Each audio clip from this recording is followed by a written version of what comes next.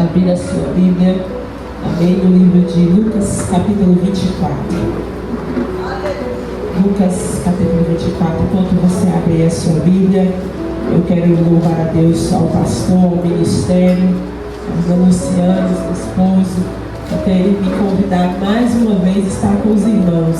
Nós já nos encontramos algumas vezes, em alguns retiros, alguns eventos. Estamos aqui de novo para a glória de Deus, porque Deus é bom.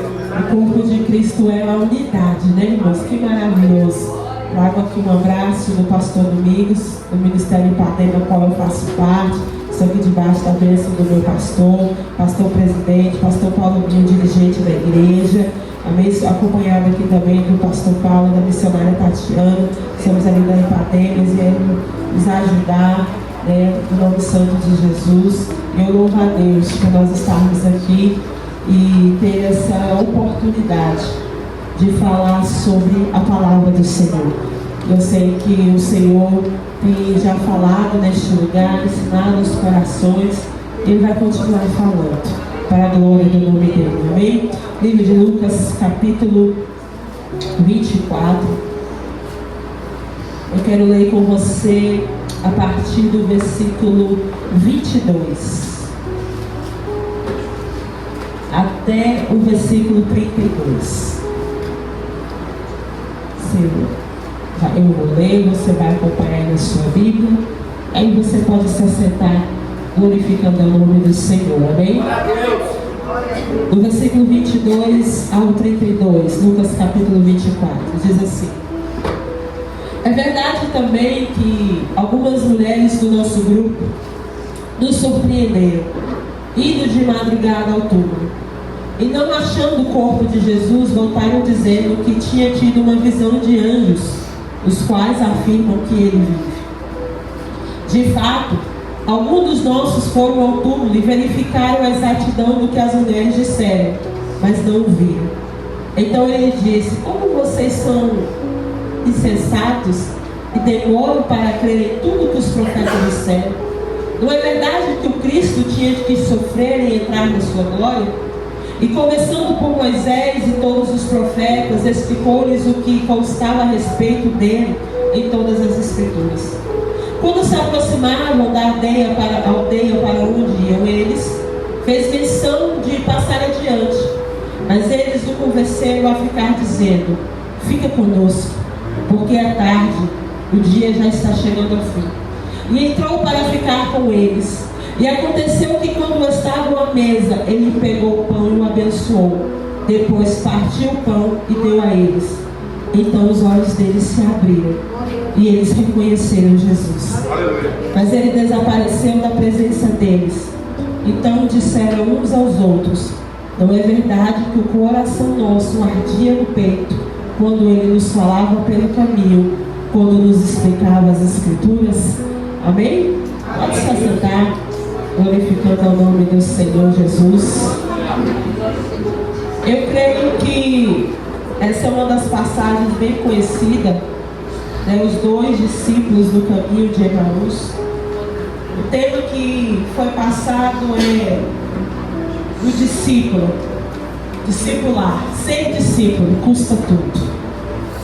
Quando nós entramos dentro deste texto, nós vemos aqui dois homens que foram chamados por Jesus.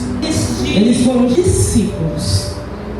A palavra discípulo no grego, a qual o livro de Lucas foi escrito, ela tem duas raízes. O nome no grego é matertes, que significa aquele que aprende e aquele que abraça o aprendizado.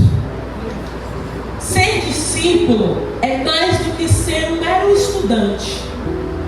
Quando você olha para a Bíblia, você vê que os mestres tinham discípulos. João Batista tinha discípulos dele. Existiam algumas regras para você ser discípulo de alguém. Era muito comum um homem com bastante conhecimento, principalmente na época em que a filosofia ela entra. Os homens de grande sabedoria, os homens de grande conhecimento, ele pegava os meninos mais novos, os moços, ali a partir dos seus 13 para 14 anos, e eles iam ensinar. E aí, quando você tornava discípulo do mestre, era mais do que você sentar para ouvir. Você tinha que viver a vida dele. Você tinha que imitá-lo. Você tinha que querer ser igual a ele. Você queria ter que comer do jeito que ele comia, tratar as pessoas do jeito que ele tratava. Tudo era ensino. Tudo era um modo, não só o modo de falar, mas o modo de tratar, o modo de andar. E os discípulos, eles não saíam de perto do mestre em nenhum momento. Aí vem Jesus chamar o mestre, Rabi. E ele vai chamar 12 para seguir e andar com ele. Quando você olha para os discípulos de Jesus, você imagina Jesus chegar em homens que ninguém escolheria, homens que ninguém olharia para eles, porque o mestre naquela época, eles gostavam de meninos cultos, meninos que vinham de famílias abastadas, porque ele poderia receber por aquilo, e era o nome dele que estava em jogo. Então não era qualquer menino, não bastava chegar lá e falar: olha, eu quero ser seu discípulo. Tinha que vir de uma família muito boa, você tinha que ser muito bem educado, muito bem instruído para você ser discípulo de alguém. Porque você poderia falar: olha, eu sou discípulo. Paulo falava: olha, eu fui criado aos pés de Gamaliel. Aí vem Jesus, chega para Pedro: Pedro, larga teu barco e vem.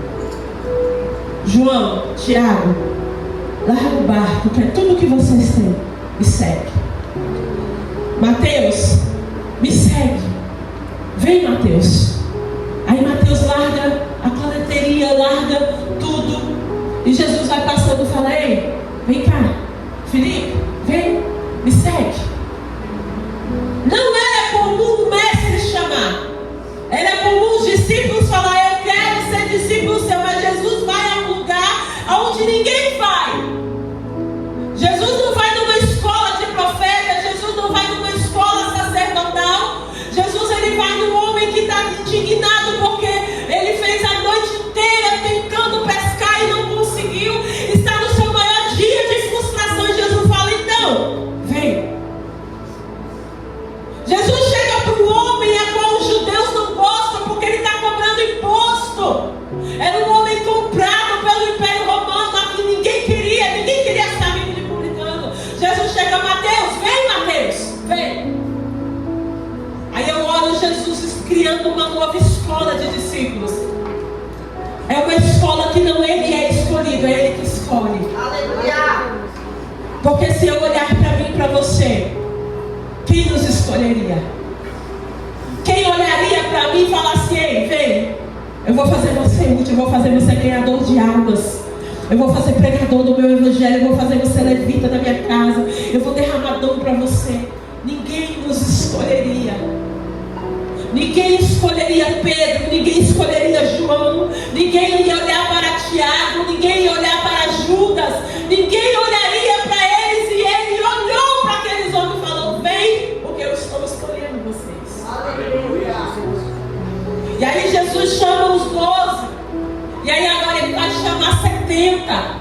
Ele vai falar assim: olha, vocês vão de 2 em 2. Preguem o meu evangelho, curem os enfermos, expulsem os demônios, façam uma grande obra no meu nome. Aleluia. Existem 3 características que Jesus vai quebrar na escola dos discípulos dele. Porque naquela época o próprio Jesus falou: o discípulo, ele não pode ser maior do que o seu mestre. O mestre, irmão, ele nunca queria que o discípulo fosse maior do que ele, porque poderia tomar o seu lugar. Então ele ensinava ao ponto da pessoa crescer, mas não ao ponto de ser melhor. Aí chega Jesus e fala assim: eu estou dando poder para vocês, que vocês vão fazer obra muito maior do que as que eu estou fazendo. Totalmente incomum para aquela época. Jesus falou: olha, vocês estão vendo o que eu estou fazendo? Vocês vão fazer muito mais. Vocês estão vendo os lugares aonde eu vou? Vocês vão para os confins da terra.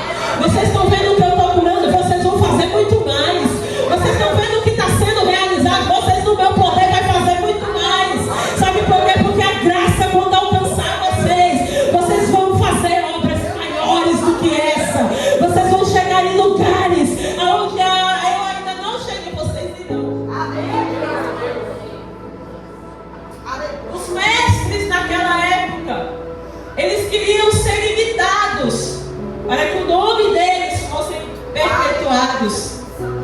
Eles gostavam de ser chamados de mestre bom.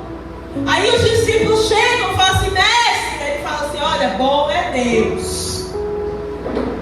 Ele que é bom. Bom é Deus. Os mestres naquela época, eles só se preocupavam com seus discípulos. E eles tinham tanto cuidado para que a reputação deles não fosse manchada, para que o nome da escola deles não fosse manchado. Aí chega Jesus, pega em leproso, conversa com prostituta, conversa com mulher samaritana, conversa com pecador, entra na casa de leproso, entra na casa de publicano, ao ponto dos fariseus falar assim: que mestre é esse? O que você está ensinando para os seus? Você está dentro da casa de leproso, você está entrando dentro, você está se sentando dentro do lugar cheio de publicano, você chega perto de leproso, a lei não dava como mestre, você tinha que se afastar porque você não podia se misturar. E aí o leproso chega e fala assim: Senhor, se o Senhor quiser, o Senhor pode me curar. E ele fala: eu quero te curar, e não só te curar, e eu ainda te toco, coisa que ninguém fazia, coisa que ninguém alcançava, lugares aonde não ninguém se importava. Ele falava: eu quero curar você. Ninguém queria falar assim: olha, o impuro me tocou, olha, o impuro encostou em mim, o impuro me tocou nas minhas vestes. Jesus vai falar e vai parar e vai falar: olha, alguém me tocou, eu sinto que alguém me tocou. Pedro vai falar: é claro, Jesus, que estão te tocando, olha a multidão. Aí Jesus não vai falar: não, foi um impuro que me tocou, olha, foi uma pessoa que não era digna. Ele fala: não, eu sei que alguém me tocou, porque de mim saiu virtude, eu senti que de mim está saindo virtude. Jesus estava ensinando para aqueles discípulos: eu quebro a regra para alcançar os inalcançáveis. E se é para imitar, Jesus estava fazendo isso, falou assim: olha, eu estou fazendo isso para que vocês tenham o mesmo exemplo, porque o meu reino vai alcançar pessoas inalcançáveis, e os primeiros são vocês, meus discípulos. O maior exemplo do reino, irmão, é quando um discípulo olha para ele e fala: se Jesus me alcançou, se Jesus fosse, olha para você, olha para o irmão que está do seu lado, fala assim: se Jesus consegue amar eu e você, quem é que ele não pode alcançar? Às vezes nós nos colocamos no lugar de importância, assim: não, fulano não tem jeito não, teve para mim e para você. Aquela pessoa não tem jeito, teve para mim e para você. Eu e você somos os maiores exemplos que milagre existe. Eu e você somos o maior exemplo que o Senhor pode amar aquilo que não é amável, porque a palavra diz que Ele nos amou primeiro. E aí a escola de Jesus vai indo contra tudo que estava sendo aprendido naquela época. Ele fala: vocês vão fazer obras melhores do que a minha. Aí agora os discípulos falam assim: Senhor, porque todo mestre tinha um ensino central. Os filósofos naquela época, eles tinham um ensino como base, uma palavra, um pensamento. Os discípulos vão chegar para ele e falar assim: Jesus, nos ensina algo que vai marcar a sua escola. Ele fala: eu vou ensinar vocês a orar. Jesus não ensina eles a expulsar demônios. Jesus não ensina eles como é que cura alguém. Eles falam assim: Jesus nos ensina como ora. Porque a gente percebe, porque eles estavam há tanto tempo com Jesus, eles podiam pedir para Jesus ensinar tanta coisa, porque eles viram tanta coisa. Eles poderiam falar assim: Jesus, fala aí como é que é colocar a mão no cego e ele enxergar. Jesus nos ensina aí como é que a gente chega com um paralítico e fala: toma tua cama, levanta e anda. Nos ensina. Aí eles vão falar: Jesus nos ensina a orar. Parece um pedido tão bobo. E Jesus fala: eu vou ensinar vocês a orar. Eu vou ensinar para vocês que o Pai está tão perto. Porque a lei dizia que o Pai estava distante, agora o Pai está perto, porque o Pai agora é nosso.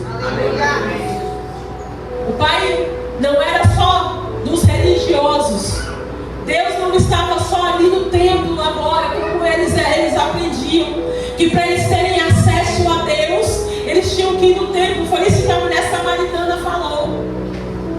Eles tinham que subir ao templo. Aí Jesus falou assim: já que o Pai agora está, o reino chegou a vocês. Aleluia, Jesus. Aleluia. O reino chegou. Aí Jesus ensina uma das lindas orações.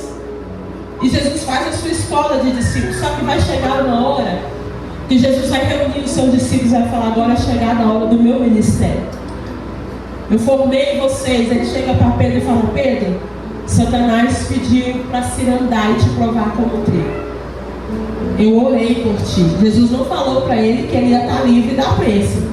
Ele falou: eu orei por ti para que a tua fé não desfaleça. E tu passando por isso, tu anime os teus irmãos. Ele reúne os discípulos como nós estamos reunidos aqui. Ele fala: olha, eu vou ao Pai. Eu serei entregue na mão dos homens. E durante 3 dias eu vou padecer, mas eu vou ressuscitar e eu vou voltar. Jesus está contando um segredo para os discípulos. Ele fala: olha, mas enquanto eu for, ficai em Jerusalém. Não saiam, não se espalhem, porque eu vou voltar.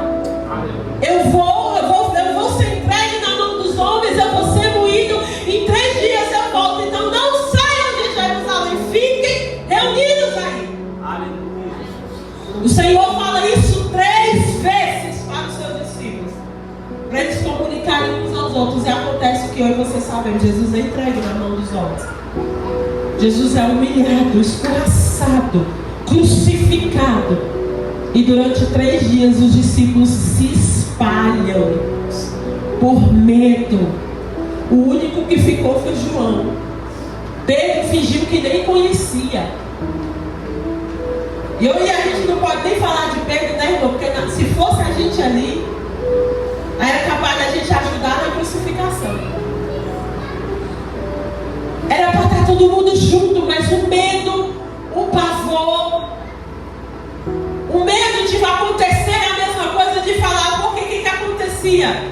Os discípulos se pareciam com seus mestres. Se o mestre sofria, os discípulos tinham que sofrer junto. Quando ele está indo ressuscitar Lázaro, os discípulos falam: vamos morrer com ele, porque eles já tinham sido expulsos da cidade. Vamos lá morrer com eles, porque era digno os seus discípulos morrerem junto com seus mestres. Só que chegou na hora, irmãos, os discípulos foi cada um do seu lado. Era para todo mundo estar junto, era para todo mundo estar unido. E o medo, o pavor, a frustração fizeram com que ele se espalhasse. Jesus cumpriu o que ele falou. Ao 3º dia ele ressuscitou. Maria Madalena chega lá e o Senhor fala assim: avisa aos seus irmãos que eu estou vivo. A Maria corre, e você sabe que naquela época testemunho de mulher não servia para nada. Ela chega lá e fala assim: eu vi o nosso mestre, ele ressuscitou. Pedro e João saem correndo, disputando para ver quem chega primeiro, porque não bastou Maria falar. Quando ele chegou lá, não tem nada dentro do túmulo, o túmulo está vazio, e os anjos estão falando: por que é que vocês estão procurando entre os vivos, ou entre os mortos, aquele que já está vivo? E aí começa a se espalhar a notícia. E aí chega nesses 2 discípulos que nós estamos falando aqui. Esses 2 discípulos aqui, eles ouviram Jesus falar que ia ressuscitar. Esses discípulos aqui ouviram Pedro falar. Esses discípulos aqui viram as mulheres falarem. Mas eles não viram. Eles só ficaram sabendo, mas eles não viram. Talvez nós estamos reunidos aqui, você está falando, está todo mundo falando que Jesus faz, mas eu não vi. Está todo mundo dizendo que Jesus realiza, mas eu não vi. Está todo mundo dizendo que Jesus muda a casa, mas eu não vi. E aí é por causa disso que eu estou voltando para Emaús. Emaús ficava a 10 quilômetros de Jerusalém. É perto, mas não é Jerusalém.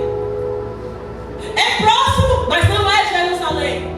Jerusalém é o lugar do centro da vontade de Deus. Tem gente que fica ao redor. Eita glória. Fica próximo. Ah, pastor, eu não estou afastado. Eu não estou fora do eixo. Eu estou em Emaús. É perto, mas não é Jerusalém. Fica próximo. É caminho, mas não é Jerusalém. Eles estão voltando para casa, conversando um com o outro. Jesus chega. Discípulo conhecia o mestre, irmão, por característica, por modo de... Eles não reconheceram quem era Jesus. Alguns dizem é porque Jesus estava transformado em glória. Não estava. Maria Madalena reconheceu ele. E eles estão conversando. Eles não reconheceram voz. Eles não reconheceram roupa. Eles não reconheceram cheiro. Eles não reconheceram. Você sabe por quê? Porque o relacionamento já tinha acabado. E eles não tinham percebido. Quando você está próximo da pessoa, a pessoa pode vir conversando e você fala, isso aí é a voz do fulano. Eita glória, é verdade. Às vezes é o perfume, ó, o perfume do fulano passou aqui. Eles estão conversando com Jesus e não estão lembrando mais quem é a voz. Você sabe por quê? Porque tem muito tempo que não ouve ele falar. Não conseguiram reconhecer a voz dele porque tinha muito tempo que não ouvia.